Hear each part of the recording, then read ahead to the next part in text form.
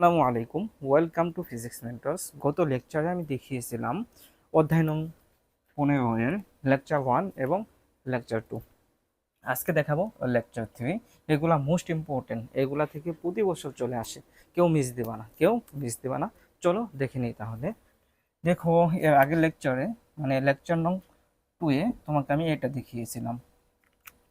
এটা আমি ডব্লিউএইচ দিয়েছিলাম, হোমওয়ার্ক দিয়েছিলাম। অনেকে এটা পাওনি, যারা পাওনি তারা একটু দেখো। দেখো, এখানে একটা সূত্র আমি লিখে নিয়েছি। দেখো, যদি এই সূত্রটা থাকে, এই সূত্রটা যদি থাকে যে integration x n e x dx যদি থাকে, তাহলে কি লেখা যায় বলো তো? X n e x by a minus n by a integration x n minus one e x dx. দেখো, এই সূত্র থাকলে এটা লেখা যায়। যেহেতু এখানে এটা আছে, আমি এই সূত্রকে কল্পনা করবো বা থিঙ্কিং করব। চলো দেখে নিই তাহলে। দেখো, তাহলে এটাকে আমি এটার সাথে যদি করি, তাহলে ফার্স্ট অফ অল এখানে কি আছে বলো তো? এখানে আছে কি বলো? এখানে আছে এক্স, আর এখানে কি আছে? এন আছে। এন বলতে কি? থ্রি। থ্রি। এর নিচে কি হবে বলো তো? এ। এ বলতে কি বলো তো? এখানে এই ফাইভ হলো কি এখানে এর কাজ করবে, আর থ্রি কি এখানে এন। দেখো, তাহলে নিচে কি হবে? এ। এ বলতে কি বলো তো? এখানে ফাইভ। ফাইভ ই এ এক্স। তাহলে দেখো, ই এখানে লিখে নিলাম। এ বলতে কি বলতো? ফাইভ এক্স মাইনাস এন বলতে কি এখানে, এই এন বলতে কি এখানে যে এন, এন বলতে কি এখানে থ্রি। দেখো, তাহলে আমি থ্রিটা লিখে নিলাম। থ্রি বাই এ। এ বলতে কি বলতো? এখানে ফাইভ। ফাইভ লিখে নিলাম, ইন্টিগ্রেশন দিয়ে দিলাম এক্স এন মাইনাস ওয়ান। দেখো, এন মাইনাস ওয়ান, এখানে এন কি বলতো? থ্রি। থ্রি থেকে ওয়ান গেলে কত হবে? টু হবে। ই এক্স, এ বলতে কি এখানে ফাইভ।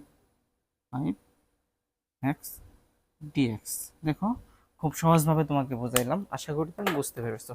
এখন দেখো, এটাকে যদি ক্যালকুলেশন করি তাহলে কি হয়? X three by five e five x minus three by five.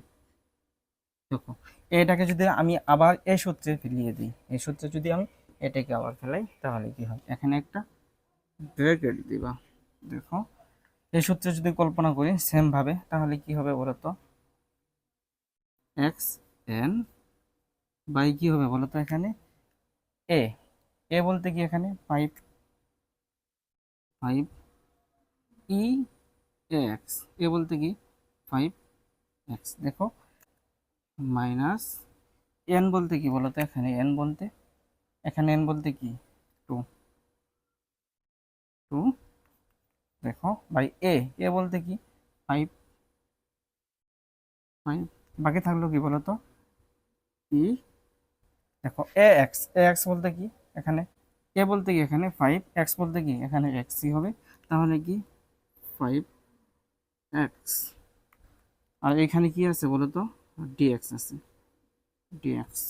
এখন আমি এটা ক্যালকুলেশন করব। দেখো,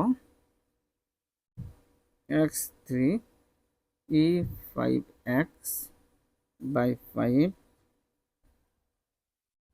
মাইনাস থ্রি বাই ফাইভ। দেখো, আর এখানে কি আছে? আচ্ছা, এটা এটার সাথে একদম ক্যালকুলেশন করে দিই। দেখো, এটার সাথে এটা কি গুণন হবে, তাহলে কি লেখা যায়? Three x square. দেখো, এর আগে কি হবে? একটা মাইনাস হবে, এখানে একটা কি হবে বলো তো? মাইনাস হবে। দেখো, তাহলে পাঁচ পাঁচে 25।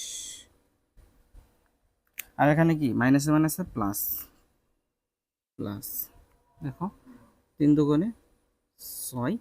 আর এখানে কি পাঁচ পাঁচে 25। 25। আর এখানে এটার সাথে যদি গুণন দিই, তাহলে কি হবে? E five x dx.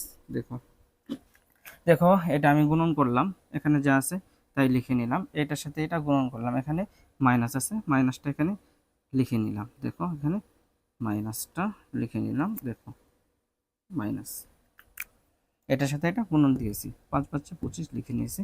আর এখানে দেখো মাইনাসে মাইনাসে প্লাস, 3 × 2 = 6, 5 × 5 = 25 এখানে লিখে নিলাম। আর এখানে কি এই সংখ্যাটা এখানে লিখে নিলাম।